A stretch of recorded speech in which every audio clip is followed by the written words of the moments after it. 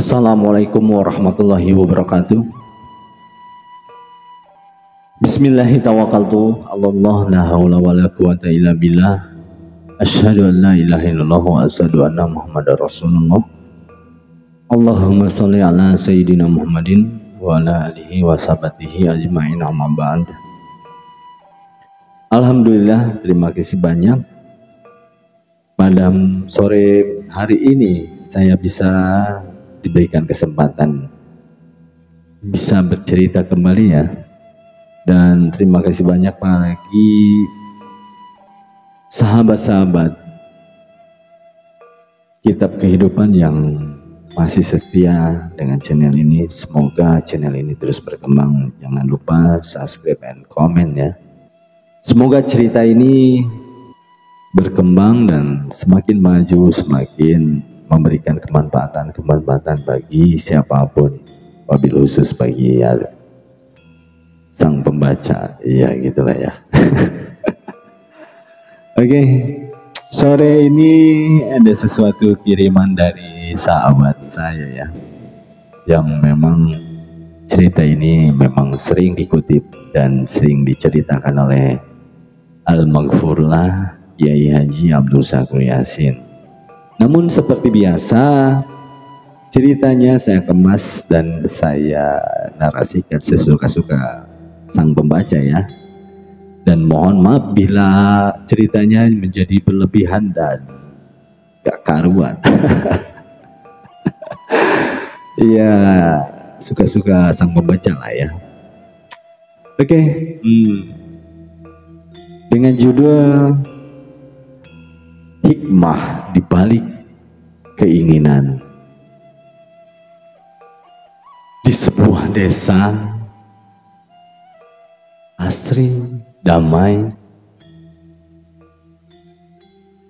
Singkat cerita, hiduplah seorang wanita bernama Siti. Siti adalah seorang ibu rumah tangga yang hidup dalam kesederhanaan.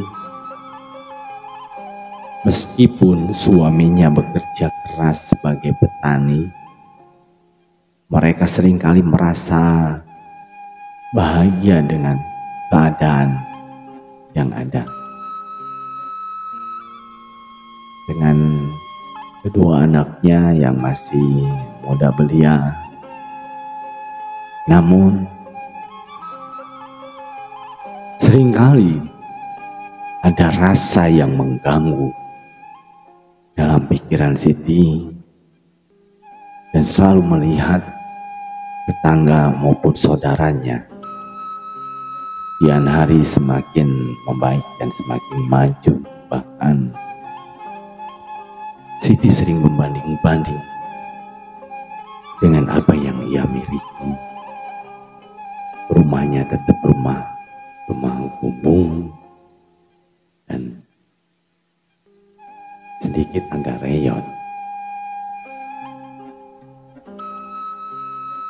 Dan Siti sering mengeluh dalam perenungannya di pojok dapur yang ia miliki. Bagaimana aku bisa merubah hidupku dan bisa merubah keluargaku lebih baik dan lebih baik lagi, tidak seperti ini. Sekalinya anakku ingin meminta sesuatu, terkadang aku tidak bisa memenuhinya. Sekalipun bisa memenuhinya, itu cukup agak lama. Siti mulai bosan dengan keadaan mereka yang serba kekurangan dan merasa hidupnya terbelenggu oleh kemiskinan. Hari demi hari, bulan demi bulan, tahun demi tahun, Siti mulai tak nyaman dengan keadaan ini.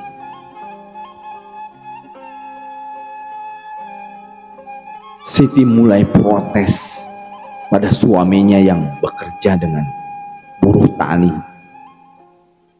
Siti mulai tak karuan ketika anaknya meminta sesuatu, dia mulai marah karena jenuh dengan permintaan dan tidak bisa memenuhi atas apa yang anak-anaknya minta. Suatu hari Siti mendengar kabar tentang seseorang di seberang sana. Siti tak sengaja mendengarkan mereka sedang ngobrol asik menceritakan seorang Buya Sakur Yasin yang konon dalam pembicaraan Buya ini orang yang bisa memberikan amalan atau petunjuk untuk memberikan amalan-amalan kekayaan. Siti mulai tertarik dan mulai tergelincir dalam hatinya, dan akhirnya bertanya kepada kedua ibu-ibu itu yang sedang berbicara asik menceritakan sosok Buya Sakur ini. Mencari tahu di mana tempatnya, alamatnya, dan bagaimana caranya bisa bertemu dengan Buya Sakur ini.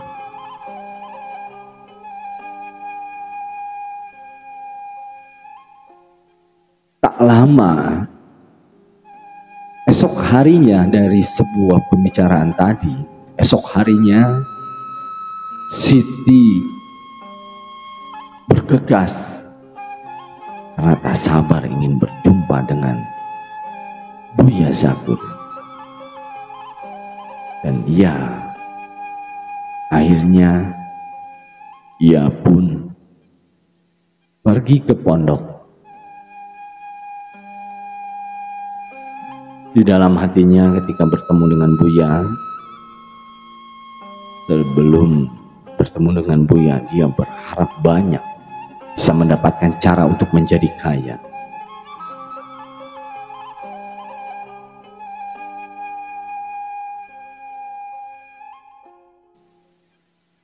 Buya, kata Siti dengan suara penuh harap, saya ingin kaya. Saya sudah bosan hidup dalam kemiskinan. Saya ingin merubah nasib keluarga saya.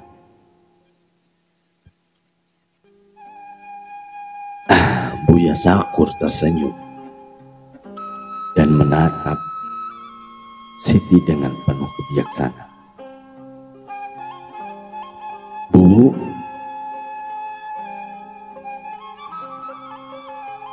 kamu harus tahu bahwa kemiskinan itu bukanlah hal yang buruk. Enak miskin loh, Bu. Siti langsung menolak. Masa enak miskin, Buya? Ya enak kaya lah. Bisa beli ini, bisa beli itu, bisa ke sana, bisa kemari. Kalau kaya banyak uang. Buya pun tersenyum kembali.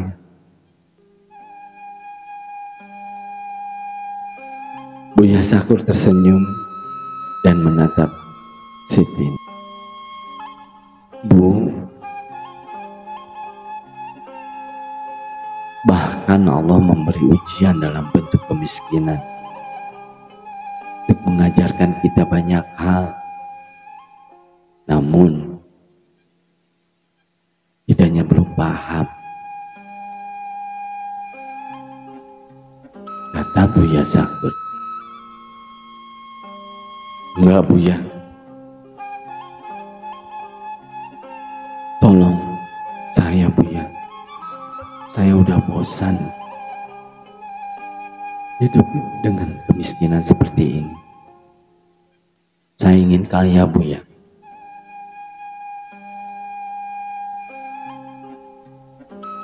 Dan akhirnya Buya pun luluh. Karena melihat tekad dan kuatnya Bu Siti ini. Karena ingin kaya sih. Dan sudah dikasih arahan, sudah kasih pencerahan, tetap Siti tetap ingin kaya. Dan Buya pun sedikit agak menguji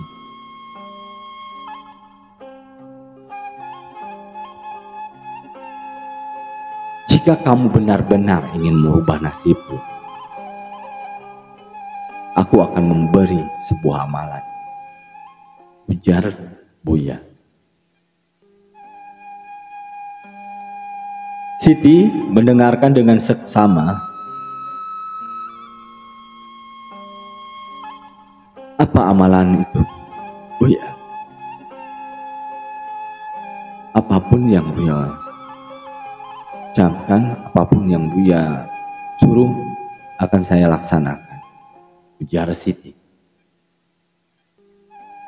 Dan Buya dengan kebijaksanaannya mencoba untuk memberikan satu amalan yang berharap Siti ini tidak bisa dan tidak mampu mengamalkannya. Akhirnya Buya memberikan amalan yang begitu untuk kalangan umum sedikit agak merepotkan dengan amalan yang begitu berat. Namun karena keteguhan hati dan keyakinan dan keinginan yang kuat, Siti menerima amalan atau wiridan yang Buya Syakur berikan, dan Siti mengamalkan pagi, siang, malam amalan itu.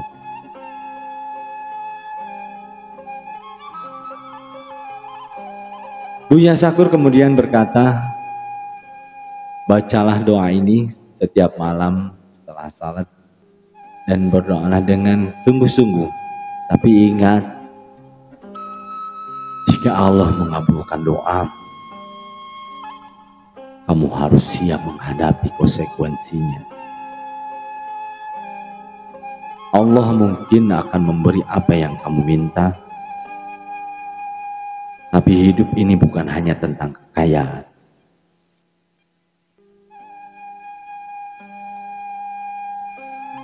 Siti yang sudah sangat putus asa merasa bahwa inilah kesempatan yang selama ini ditunggu-tunggu.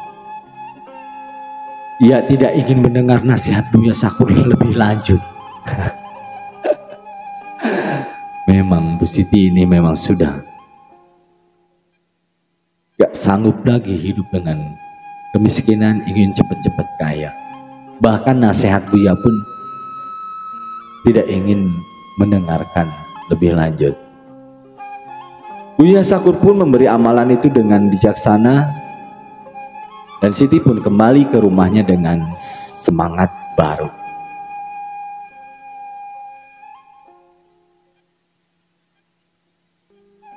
Enam bulan berlalu dan Siti mulai merasakan perubahan. Pada suatu hari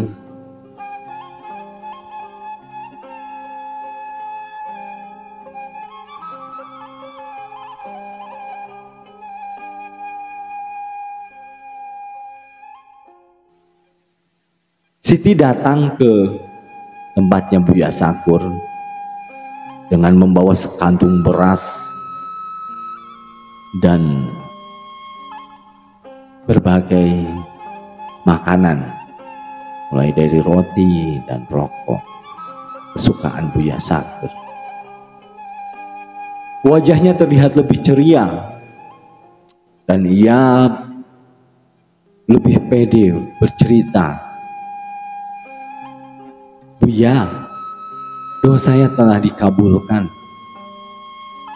Saya sekarang punya pabrik gilingan padi. Alhamdulillah, rezeki datang begitu saja, Buya. Buya Syakur tersenyum. Syukur pada Allah. Alhamdulillah ya Bu, doanya dikabul oleh Allah. Tetapi ingat, ini bukan hanya soal materi, Bu. Kekayaan datang dengan tanggung jawab. Ujar Buya. Nggih, Buya.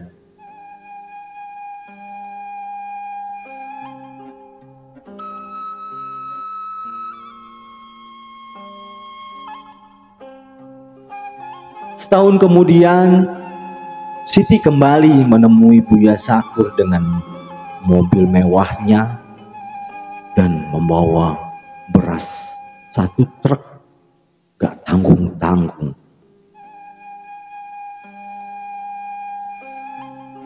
Dan diikuti oleh beberapa orang. Buya, sekarang saya sudah membeli rumah mewah dan memiliki banyak bisnis. Saya bahkan bisa memberikan pekerjaan kepada orang-orang di desa. Semua ini berkat jerih payah saya, Buya. Berkat doa dan amalan yang Buya ajarkan. Buya pun tersenyum. Nggih.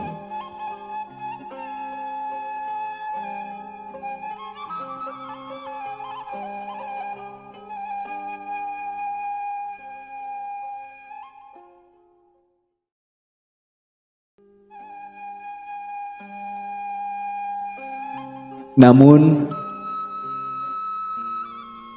hidup Siti tidak seindah yang ia bayangkan.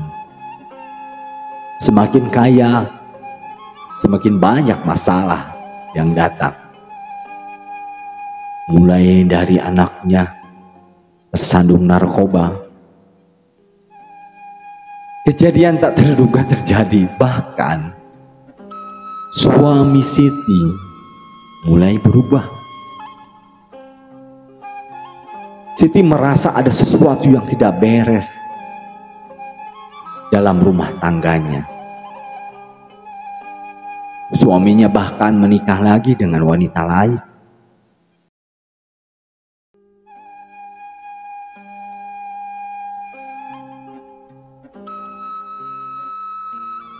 Siti kembali datang menemui Buya Syakur dengan wajah yang penuh kesedihan dan air mata yang mengalir. Buya, kenapa ini terjadi pada saya? Anak-anakku bermasalah. Anak-anakku pecandu narkoba, Buya. Suami saya kawin lagi. Saya merasa hancur, Buya. Semua yang saya miliki, semuanya jadi tidak berarti tanpa kebahagiaan.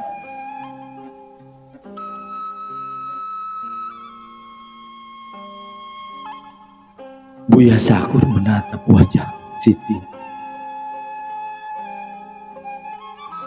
dengan penuh pengertian.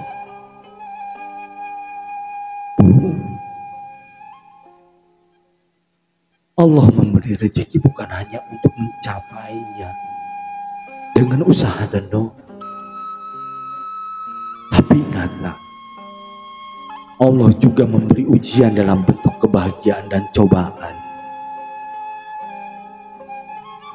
Kekayaan duniawi memang bisa datang, tetapi cinta dan kebahagiaan sejati tidak bisa dibeli dengan uang. Kamu harus mencari kedamaian dalam dirimu, di dalam dirimu sendiri, dan dalam hubungan dengan Allah. perbaiki hubunganmu dengan Tuhanmu, dan perbaiki hubunganmu dengan dirimu sendiri, dan sesuaikan atas apa yang kamu dapatkan dan atas apa yang kamu beri. Belajarlah lebih bijak dalam sebuah pemberian dari Allah. Belajarlah dermawan agar keseimbangan dalam hidupmu, apa yang kamu makan dan apa yang kamu buang. Siti menangis, menyadari bahwa hidup ini tidak hanya tentang kekayaan materi, tetapi ada sesuatu yang lebih penting dari semua itu. Siti menangis, terus menangis di hadapan Buya. Dan Siti menangis menyadari bahwa hidup tidak hanya tentang kekayaan materi, tetapi juga tentang kebahagiaan batin, kasih sayang, dan kedamaian. Ia berjanji akan berusaha lebih bijak dan mencari kebahagiaan sejati dalam hidupnya. Dari peristiwa ini, Siti belajar bahwa kekayaan memang bisa datang dengan usaha dan doa, tetapi kedamaian dan kebahagiaan sejati hanya bisa diperoleh dengan hati yang ikhlas dan penuh syukur. Siti sadar dan lebih tawakal lagi dan lebih dekat lagi dengan Buya Syakur. Dia lebih rajin ngaji tiap minggunya, sering datang kajian Buya. Semakin hari kehidupannya kembali normal dengan situasi dan kondisi yang baru. Kekayaannya masih tetap, dan Siti lebih menerima walaupun di madu. Yang penting kebahagiaan itu bukan hanya tentang kekayaan atau situasi kondisi ya.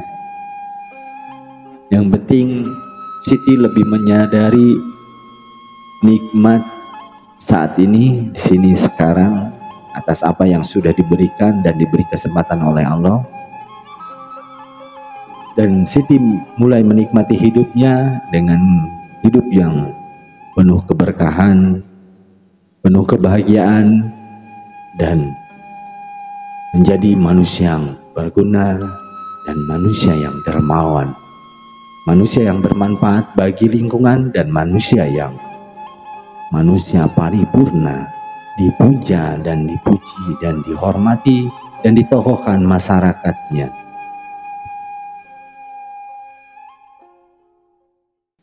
Oke, alhamdulillah, terima kasih banyak. Luar biasa cerita ini.